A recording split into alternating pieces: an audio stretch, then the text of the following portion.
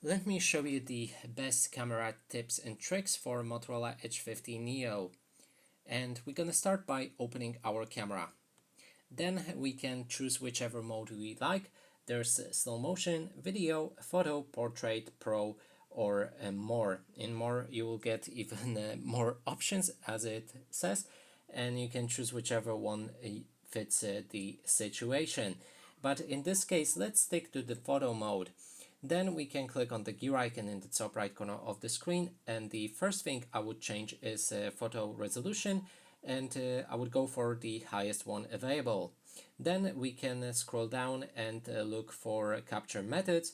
Here we can change three options. First one is a gesture selfie. You can show palm in front of the camera to capture the selfie, and it will basically click on the shutter on its own. Then there's auto smile capture, automatically capture when everyone is in the frame is smiling. That means when the camera lens detects that someone is smiling, it will capture the photo as well.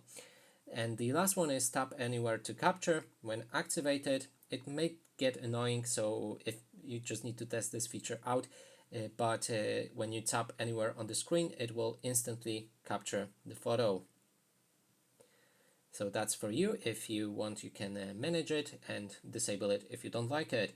Then I strongly recommend to disable a shutter. It won't make any noise when it's disabled when you capture a photo.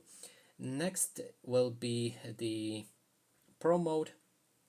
Right here you can find multiple different settings to adjust your camera lens. First one here is autofocus. You can switch between different focus options to make your photo perfect. Then there's the white balance, and we can switch our white balance to also make our photo look better. There's the aperture, which will combined with ISO make our photos really good. So always adjust your aperture right here with the ISO. And finally, the last one is exposure.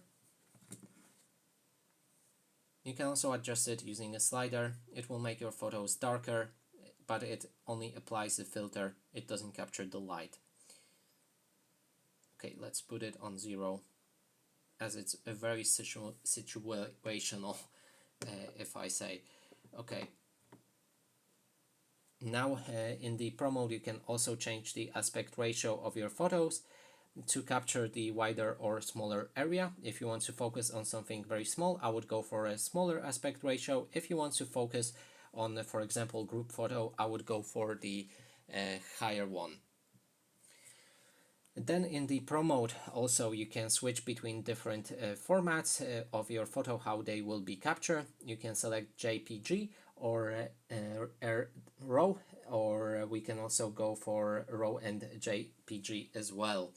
And that would be honestly all of the features you can try on the camera, but I strongly also recommend to go for more and just find whichever one you like. There's really lots of different modes that you can choose between.